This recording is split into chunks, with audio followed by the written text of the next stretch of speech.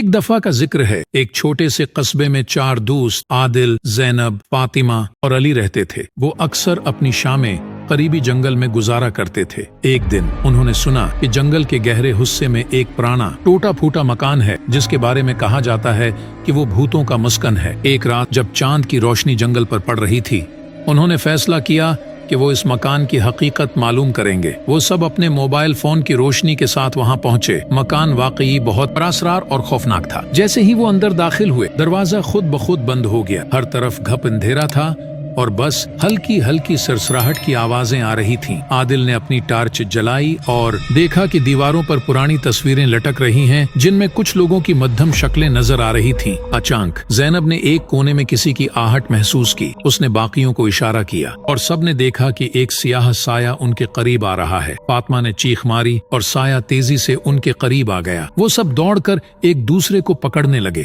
لیکن سایہ ان کے گرد گھومتا رہا۔ علی نے اپنی جیب سے قرآنی آیات نکالیں اور پڑھنا شروع کیا۔ سایہ کچھ لمحے کے لیے رک گیا، لیکن پھر اور زیادہ خوفناک شکل اختیار کر لی۔ یہ کوئی عام بھوت نہیں تھا، بلکہ ایک قدیم روح تھی جو اس مکان میں رہتی تھی اور جس نے کبھی نہ کبھی اپنی جان سے ہاتھ دھویا تھا۔ علی کی ہمت بڑھ گئی اور اس نے بلند آواز میں مزید آیات پڑھنا شروع کی۔ اچانک مکان ہلنے لگا اور ایک زوردار آواز کے ساتھ وہ سایہ غائب ہو گیا۔ دروازہ دوبارہ کھل گیا اور سب باہر بھاگ نکلے۔ باہر پہنچ کر سب نے سکون کا سانس لیا، لیکن وہ جانتے تھے کہ وہ سایہ کبھی نہ کبھی دوبارہ آ سکتا ہے۔ انہوں نے فیصلہ کیا کہ وہ کبھی اس مکان کے قریب نہیں جائیں گے۔ یہ کہانی سن کر امید ہے کہ آپ کے رونگٹے کھڑے ہو گئے ہوں گے۔ اسی اور کہانیوں کے لیے ہمارے چینل کو سبسکرائب کریں۔ شکریہ۔